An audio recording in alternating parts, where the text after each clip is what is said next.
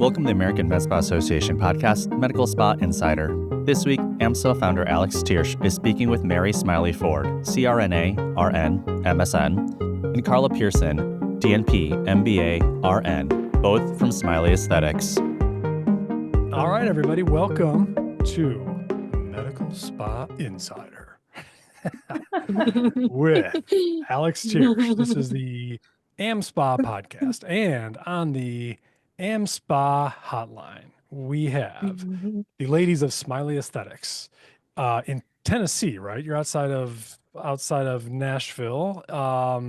Mary Smiley Ford and Carla Pierson, who are identical twins, but have done us the favor of different hairstyles, so they're relatively easy to tell apart. Thank you for that. They are amazing business owners. They've built an incredible brand out there, and I'm not saying that only because they have a lawyer as part of their team, but that gets me very excited as a legal dork. But you also, I mean, you've got a bunch of locations. You've done a lot to train folks. You really are kind of passionate about the industry, and you're really getting after it and trying all sorts of new things. Welcome to the show, both of you. Thank you so much. Thank you for having us. I mean, I think you're the first identical twins we've had on the program. How does that make you feel? Ooh, Pretty good. I like it. We'll get the trophy for that. I'll hang it up. Yeah. I think, we'll have to make one. Yeah. We'll make two, but they'll be identical. So Yeah, that's a good catch, though. Make two. Yeah. Make two. Yeah. we'll make two, or So, first of all, congratulations on all your success and what you've built. It's been really cool to watch. I think I met you both last year at MSS for the first time, and there's always a moment at every not only MSS but any conference I go to where there's a med spa owner or two who come up to me and we get to talking and you reveal kind of what you're doing and how many locations you have, and I'm just like, damn, like you guys are killing it. And it's always so impressive. So, I mean, tell me a little bit about your brand, kind of what you focus on, and we'll get a little bit into how you started. But like, what's kind of the value prop that you work with that makes you different from other people, and whoever wants to start. Okay, I'll start. So thanks for having us. Of course, we're huge. You're welcome. Both MSS fans and AmSpa fans have been with y'all from the beginning. I can't advocate for that more. But Smiley Aesthetics, we're only 3 years old. So we moved relatively quickly, and I will put a plug in for our third partner being an attorney. That's extremely helpful. I think the thing that sets us apart the most, before going into too much background, is the compliance piece that we focus so heavily on, and that we put so much time and energy into first as a foundation before we kind of open, and then like, okay, let's see what we're doing wrong. That, and then as you mentioned, the passion that I particularly have, and Carla as well, but me in particular, for training is just, it's almost too much, if that's possible. I just feel we are putting unsafe providers out at times, and everyone's a trainer, and some of the things we typically hear, and training is what'll raise the whole industry and make everything better, in my opinion, from a clinical side point. So Yeah, for sure. Echoing off that, I mean, we got started because, quite frankly, when me and Mary got started doing Botox, Mary had been working in the industry for a few years. We just noticed the lack of compliance. I literally told her, I was like, this cannot be legal. This can't be right. What you're doing cannot be right. I was with a big HCA, a large company, and I was in compliance and regulatory compliance and surveying hospitals. And I was like, yeah, this isn't. She was like, can you stop? I'm like, no. So that is a passion of mine as well as hers. And then just the fact that nursing providers, all medical providers, just aren't taught the skills to own and operate a business successfully. And we're the ones running these businesses. So, you've got the CEO who does all the things. And it was such a lack in the industry that we just pretty much immediately kind of created that platform to provide all this help for them without gouging the crap out of them. I mean, some of the platforms are heavy on the fees, and it's really hard to get started when the product itself costs a lot. So that's one of the business part is my big passion, is helping people understand just the basics of business and money and keeping overhead low and getting started in the best way. So that's really what we're about. That's awesome. And Mary, you are an APRN. Mhm. Carla, you've got your doctorate in nursing, and then you're an MBA. You've got all the initials, so combined, you've got like a massive amount. But tell me about the platform, like what you're doing, because it's not you have your own clinic, physical clinic, right? And then you Yeah. also are building out for others. Like, tell me what the concept is, because I think it's a really cool way to expand. Yeah. So like Mary said, we have 10 brick and mortar locations, which has been great in the surgery center. But the platform is we provide all the things that you need to be compliant is the main focus in medical aesthetics. So the medical director, the EMR, all those things, we don't charge anybody on the front end for anything because the whole goal and the mission is to help them own and operate their own businesses successfully. And charging people a bunch of fees just kills me.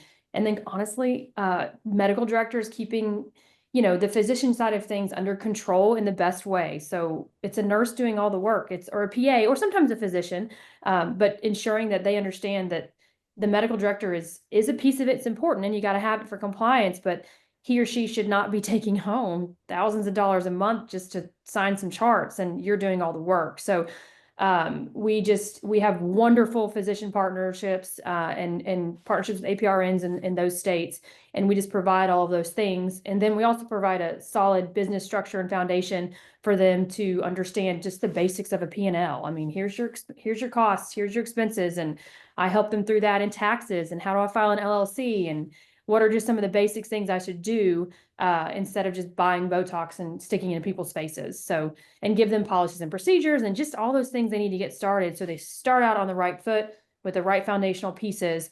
And then our hope is that they grow. And as they grow, that's when, we all succeed together. So that's really the basis for the platform.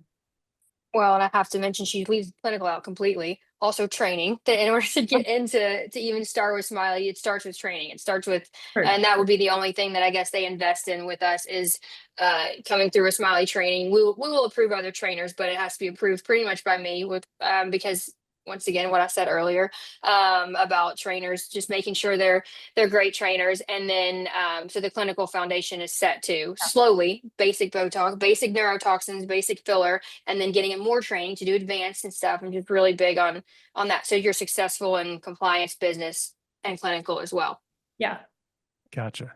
So, okay. So that's awesome. So you're kind of doing on your own level what some of the bigger kind of private equity companies are doing when they're rolling groups up, is that you're saying, okay, if you want to open your own med spa, you provide the training, you provide the compliance, you have hookups for medical directors and for folks, and whether it's APRNs or whatever, that can give that side of things, and the business training. But at the end of the day, are you giving the individual providers the ability to kind of own their own business?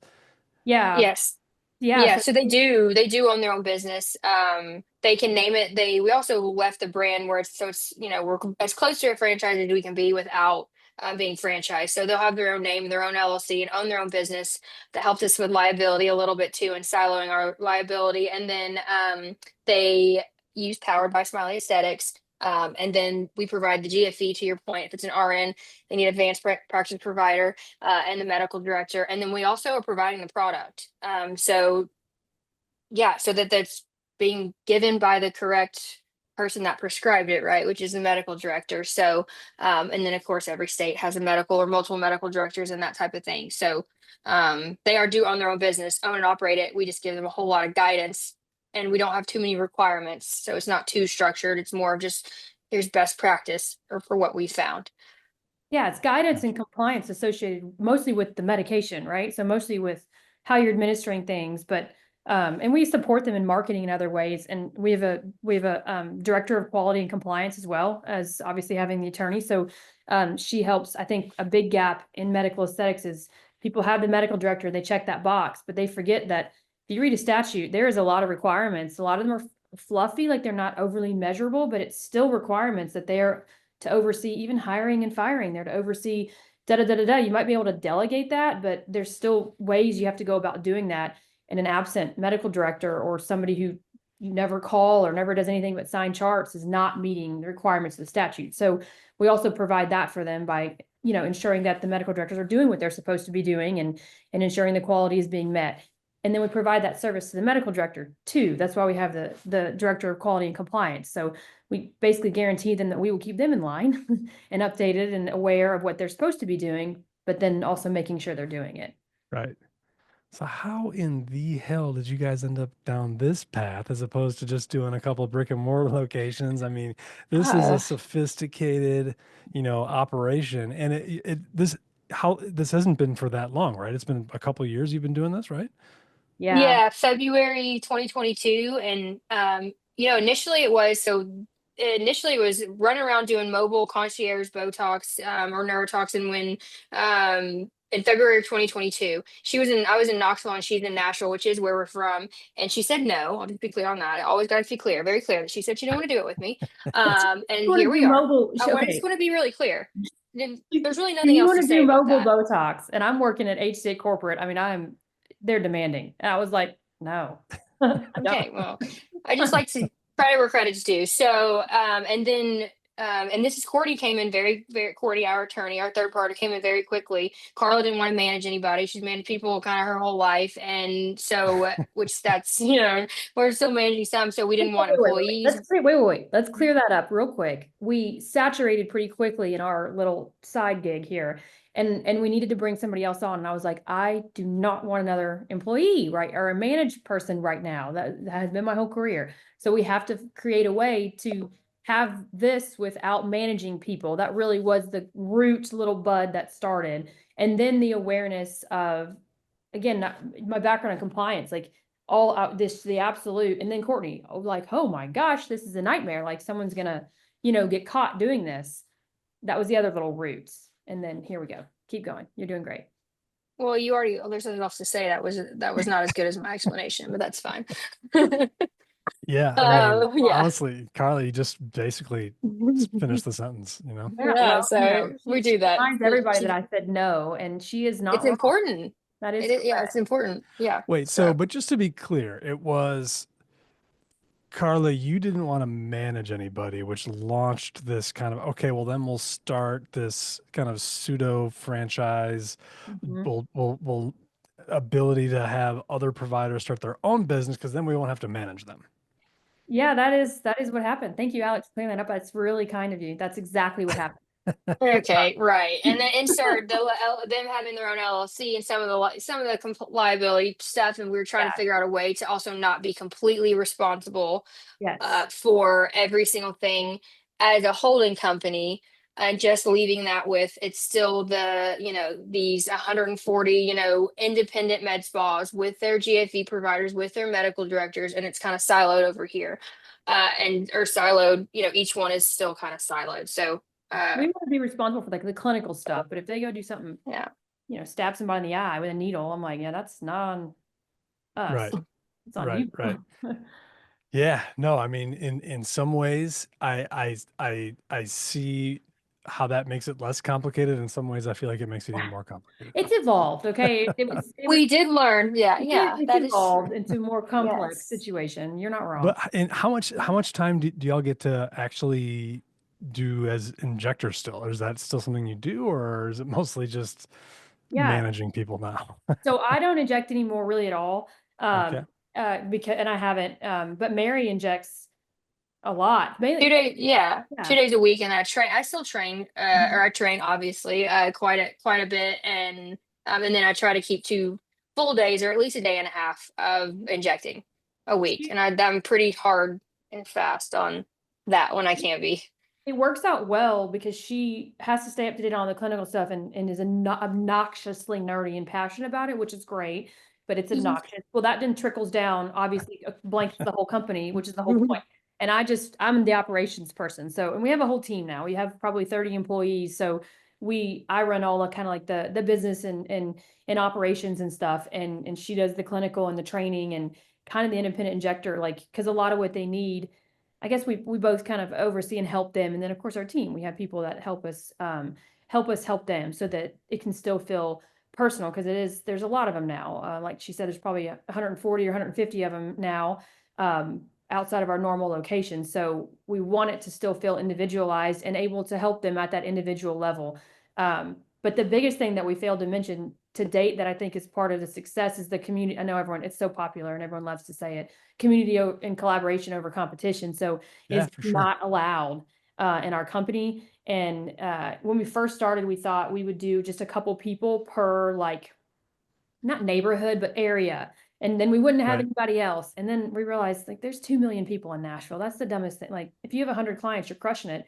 And there's 2 Yeah. people. This is just silly. And so by opening it up and creating more of a community, they answer 99% of their own questions in our Teams chat that they're in, and just really feed off one another and help each other with. I mean, we're in 10 states, but just in Nashville, by example, they'll do a pop-up event and they love it. They get together and you're just not allowed to steal clients. There's just none of that stuff. But we've never even had to really address it. We just kind of established that, and boy, it elevates them. Just like we all know it would elevate the whole industry if we'd all feed into that a little bit more, instead of hurts anything. So that's been a really positive growth factor, I think. Now, do you work together in the same building? Are you? Yeah. Are you?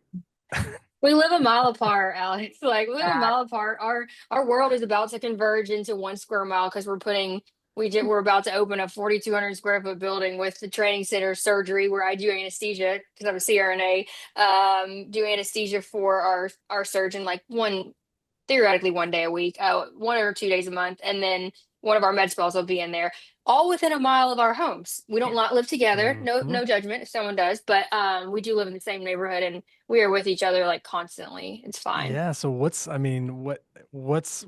been like working with, I mean, you're business co-owners of a business, you're working together, not living together, quote unquote, but I'm sure you spend lots of time together. What's that all been like? Oh, Yeah. I mean, okay. I'll go first. Okay. No, I'm kidding. So it is, I feel like a lot of people, when they meet us, one of the number one things they say is, "Oh, y'all are exactly like you are on social media." And I'm like, that's accurate. We are, because we do a lot of funny against each other stuff and whatever the social media marketing tells us to do. But it's totally accurate, right? It's not daisies and sunshine every single day. Of course it's not, but identical twin thing is unique, and people, I think, talk about family and business and all that. And that stuff does hold true because it obviously creates challenges and a lot of things fail. I truly believe that the identical twin thing is a special factor that plays into this, because there's a biological need there, and doesn't work to be apart or not to do things together for us. And so our kids are, gosh darn, half brothers. Let's be honest. We both produce 2 boys. They're both. Don't say that out loud. It sounds so weird. It is weird to say that. I mean, but biologically, right? Right. DNA Yeah, I know wise, we are. No. I know, but I'm that's just Ancestry.com's you have 4 kids. I'm like, no, I don't. I only have 2. So our whole lives are intertwined, and that helps. And then the last thing I'll say, and then I'll shut up so Mary can try to add on. We have a unique or a good ability, or we've definitely developed it, of separating the two. So, I mean, our employees laugh so hard, we will knock each other's blocks off in the best way. And then I'm like, so dinner, spaghetti, 6, be there. Everybody get there. Don't be late. So it has its ups and downs, but I always highlight it to everybody that being an identical twin is a unique factor that we're winning on. And I think that it's not, it's inspiring to see family and business, but I do remind everybody to be cautious, and that we have that factor. It's really important to highlight because I think it's special. For sure. Yeah.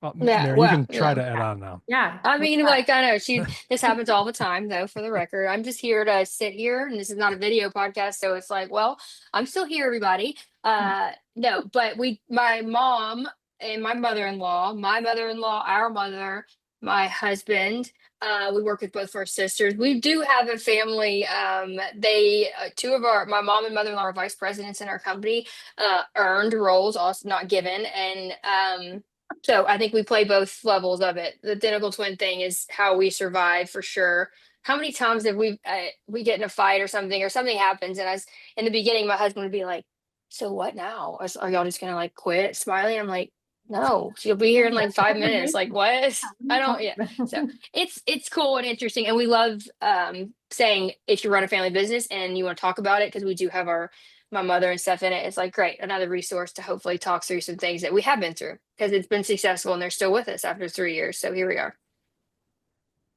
Well, I just think it's great. You guys and you've got two brains that kind of function as one. So, and you've got the clinical side, the business side. I mean, it's really kind of a perfect thing. It's like the perfect med spa brain.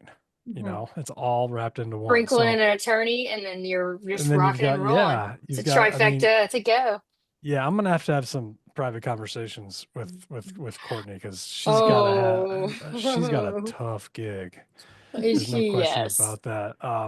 So Mhm. I do want to hear about some of the things you've got going, because you've got some things planned.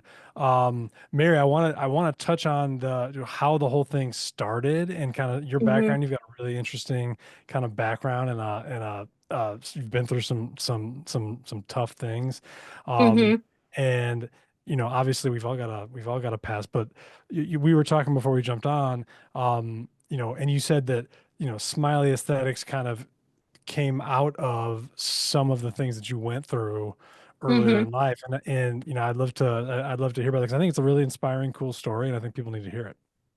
Yeah, for sure. And it's something that we don't talk about a lot. And as I mentioned before, we hopped on. It's not the easiest thing to talk about, but it's also putting it out there is the only way we're ever gonna show that it's okay. And so I've been in recovery for 6.5 years now, and being in anesthesia, it's, I guess, a little bit bigger deal to kind of do anything in recovery, or we're treated to a higher level of standard. I'm not really sure exactly what it is, but um, with that being said, once I kind of got through the journey, or started the journey into recovery, getting out of the OR was important to me and something that I needed to do for a while.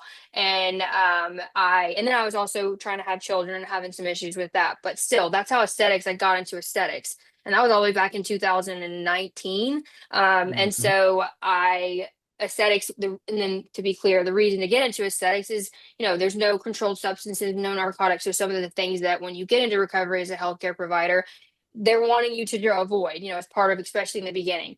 And so fast forward, a couple years of doing that, and that is when, it's like, let's do it. We've always had kind of a just wanted to do this and that entrepreneurially. Is like, let's do this ourselves. Like, what are we doing here? We can do this ourselves. And then that lays into what we talked about earlier. So Smiley Aesthetics was literally born out of the recovery story of me.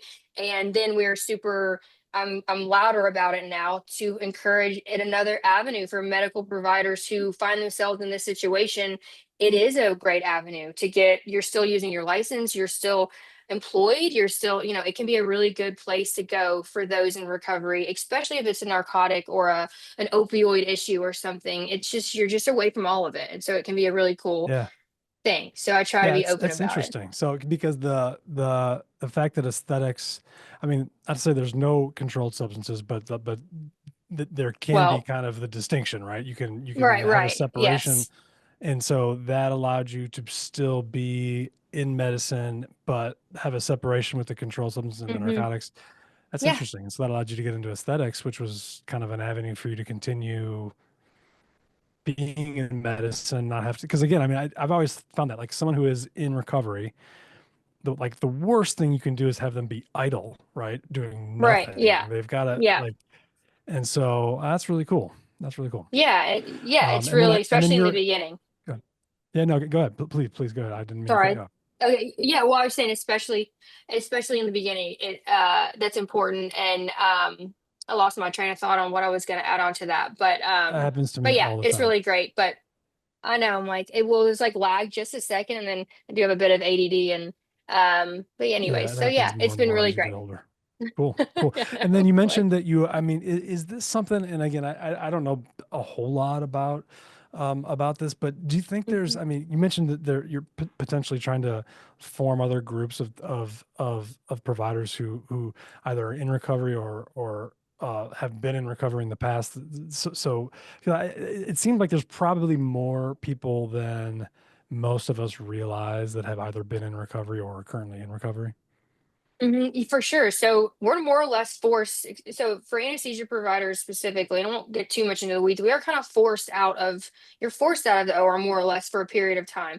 And then for medical providers, for RNs and APRNs, you actually as well, you're put on narcotic restriction, really. And that's whether it doesn't matter your drug of choice. It's irrelevant what your drug of choice is. When you seek help and you get in these monitoring programs, that's what you need to do. So this is dialysis is like one option, which is not an option at all for anesthesia, or something else that doesn't have the controlled substances. I mean, I can't remember which levels, but not Botox and not testosterone, like above that, the opiates and stuff.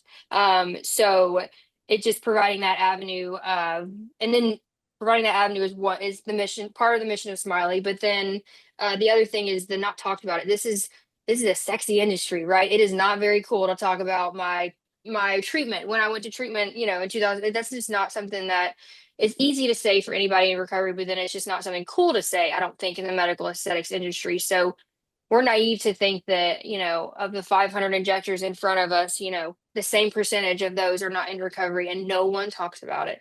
So it's just, getting that started is as something of mine that with time, right? Because I want to do it right, but I'm looking into doing with, with some of our partners and stuff, just to bring light to it, because it needs to be talked about.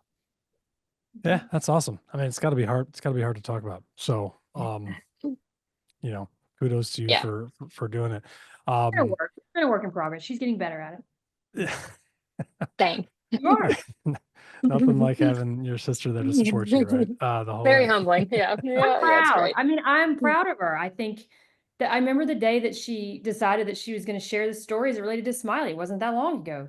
And it's been, just such a journey and for her. And I'm proud that she can talk about it now. And I'm proud that she's taken the stance that, it's not embarrassing. It just is what it is. I mean, I think it's 1 in 8 and CRNAs is in recovery or addicted to something. And I think that's, it's too quiet. And I think and I don't think, I totally agree. I don't think it is embarrassing. And, what's been first of all, it has got to be that had to be horrifying when you first did that to come out. But what's the response been from the patients at Smiley and all the other folks at Smiley? I mean, have they been, I imagine it's probably been a lot better than you thought, and it's got to be a big relief to get it off your chest.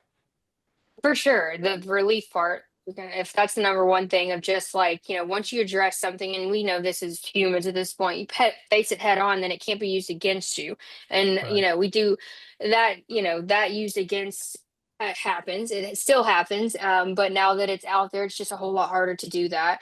The feedback from Smiley and everybody around me in general, and social media and all of it was ridiculously positive. With that being said, I'd say 98% positive. But it is still still thrown in your face at moments, when you least expect it. And Carl, there's a moment last year where it's thrown in your face in a way that it leaves you speechless. And to that point, it's when people, I think, don't have anything else to throw at you. Not that I'm perfect, trust me, my God, not at all. But it's like there's nothing else to use, so I'm going to try to use this. And so for that reason, I've already put that out there. Here I am. Here we are. Let's talk about it. And throwing it out only makes you look like an asshole. Doesn't make me look like one. So. Great. Now we're gonna have to edit it out because you said asshole. Sorry. That was an easy cuss word. I'm just messing with you. Go ahead, Carla. You gonna say something? Oh no, I don't often think about that moment last year. But yeah, we've had everything from just the social media stuff, which Mary's pretty immune to at this point, to major partners who, just threw it out there when you weren't expecting it, and it was shocking, quite frankly. But she's spot on. They're doing it in defense because they don't have anything else to say, because they don't have anything else to defend themselves with, so they throw something out there. So for anybody who's ever considering coming out, I think Mary agrees, and she educates people on the relief factor, and that's by far been the biggest thing for her mental health. But understanding that it doesn't end there. To your point, it can open up some doors that can reopen some wounds. So you have to be prepared to do that and be prepared for what comes from it, because the relief is great, but then there are some challenges that come ahead with that, for sure. Yeah. Well, I mean, look, and I think ultimately people will find it inspiring, and it will be much more of a positive than it will ever have been a negative, right? So Yes. so that's cool. I mean, we all have a past, right? We've all done. So Yeah. real quick, as we bump up against time, I know you mentioned that you partnered with a plastic surgeon to open a surgery center, which is everybody's dream, of course, to do a surgery center. Yeah, right. Especially mine. So real quickly, tell me about that. And then you also mentioned at the time that you were looking to do something more focused on men as well. And I'd love to hear more about that. Yeah, I'll take the surgery because and then you can do the men's med spa. So the surgery thing, full circle, right? With being a CRNA, being in anesthesia, once again, to kind of just touch back on what we just said, 6.5 years now in recovery. And so going back into anesthesia and stuff has been several years ago, but also just important to remember. But so doing both and then having training, our training facility combined into that building with a surgery center and with a med spa is just, if we wanted to put my dream come true into a building, into a package, that is definitely the vision for with which I had this kind of from the beginning. So yes, to see it come together is, it's everything. And we're so excited to open that. And that opens in May. And then the men's med spa, Carla. Yeah, well, the surgery center is open. We opened in January and are doing surgeries, at a Right, them all together in one building. We're moving into one location, and all that so heavily dependent on the cosmetic surgeon. He's a board certified cosmetic surgeon. A lot of people don't even know there's a difference, but he's just a phenomenal human, and I think that that's everything, as we all know. But as far as the men's only, yeah, we're gonna. We just see the increase in the demand. It's all kind of stands on this platform of voicing things. We're both very, very open and want to lean. We always tell our injectors, lean into the cringe, like lean into the stuff that makes you uncomfortable, the stuff that you don't like. That's, if we're being honest, social media is ruling the world. So that's the stuff people want to hear and they want to see, and it just works, and it honestly feels good. So men, obviously we have men in our spas, but men are the cringe. Men, the cringe. Do it. Let me tell you, grunge, the whole thing. We are the cringe in most people's lives. Right here in this industry. So we're leaving you guys behind, and we're leaning into. We are aging gracefully, and some people are not. And statistically, when you look at some of these leading manufacturers' websites, 1 in 4 people are men that visit it, and we're leaning into talking about the men, and then also capitalizing on no one's touched that market. It's a wide open market, and creating a space that has a feel of like a speakeasy cigar bar, if you will, versus the pink and the frilly and everything, kind of making the whole thing about men.